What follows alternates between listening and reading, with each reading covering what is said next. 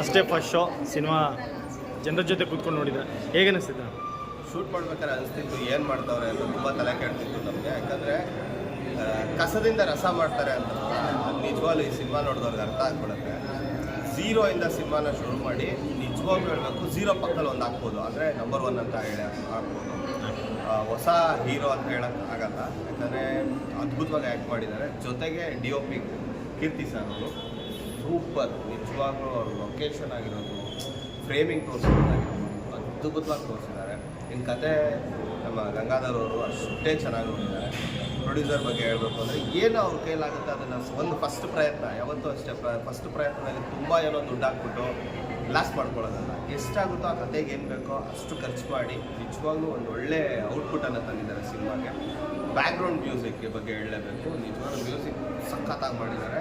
ಏನಂತ ಅನಿಸುತ್ತೆ ಅಂದರೆ ಸಿನಿಮಾ ನೋಡ್ತಿದ್ರೆ ನಮಗೆಲ್ಲೋ ಒಂದು 90 ಕಿಡ್ಸ್ ಅಂದರೆ ನಮ್ಗೆ ಆ ಡಮಾರ್ ಡಿಮೀರ್ ಅಂತ ಬರ್ತಿತ್ತಲ್ಲ, ಆ ಥರ ಸೌಂಡ್ ಎಫೆಕ್ಟ್ ಸಖತ್ತಾಗಿದೆ.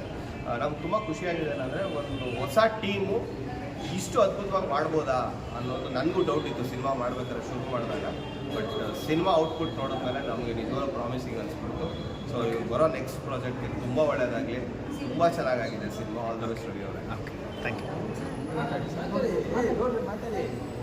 ನಮಸ್ತೆ. ಫಸ್ಟ್ ಡೇ ಫಸ್ಟ್ ಶೋ ಎಲ್ಲ ಜನಗಳ ಜೊತೆ ಕೂತ್ಕೊಂಡು ನೋಡೋದೇ ಒಂದು ಅದ್ಭುತವಾಗಿರ್ತಕ್ಕಂಥ ಖುಷಿ.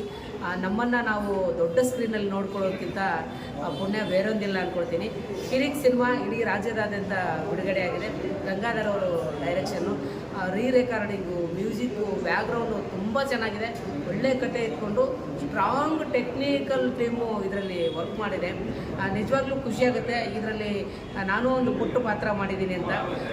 ಹೀರೋಯಿನ್ನು ನಮ್ಮ ಗುರಿ ರಂಗಣ್ಣ, ನಮ್ಮ ಸೀರುಂಡೆ ರಘು ಅವರು ಅದ್ಭುತವಾಗಿ ಈ ಸಿನಿಮಾವನ್ನು ತೊಗೊಂಡೋಗಿದ್ದಾರೆ. ರವಿ ಅವರಂತೂ ಒಂದೊಂದು ಸೀನ್ಗಳು ತುಂಬ ಆ ಕಡೆ ಈ ಕಡೆಗೆ ಗಮನ ಹೋಗದೇ ಇರೋ ಥರ ನೋಡ್ಕೊಳ್ಳೋಂಥ ಸೀನ್ಗಳು, ಫೈಟ್ ಆಗಲಿ ಸಾಂಗ್ ಆಗಲಿ ತುಂಬ ಚೆನ್ನಾಗಿದೆ ಸಿನಿಮಾ.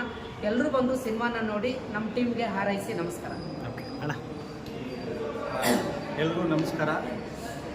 ಕಿರಿಕ್ ಇವರ ಬಿಡುಗಡೆಯಾಗಿದೆ. ಹೊಸ ತಂಡ ಮಾಡಿದೆ ಅಂತ ಎಲ್ಲರೂ ನಮಗೆ ಅನಿಸಲ್ಲ. ಏಕೆಂದರೆ ತಪ್ಪು ಮಾಡಿದ್ದಕ್ಕೆ ಯಾರೂ ಸಾಧ್ಯ ಇಲ್ಲ.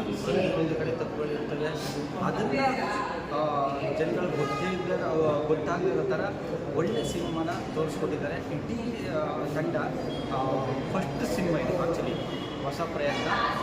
ಎಲ್ಲೂ ಹೊಸ ಪ್ರಯತ್ನ ಅಂತ ಅನಿಸೋದಲ್ಲ. ನಮ್ಮ ರಘು ಹೇಳ್ದಂಗೆ ತುಂಬ ಅದ್ಭುತವಾಗಿ.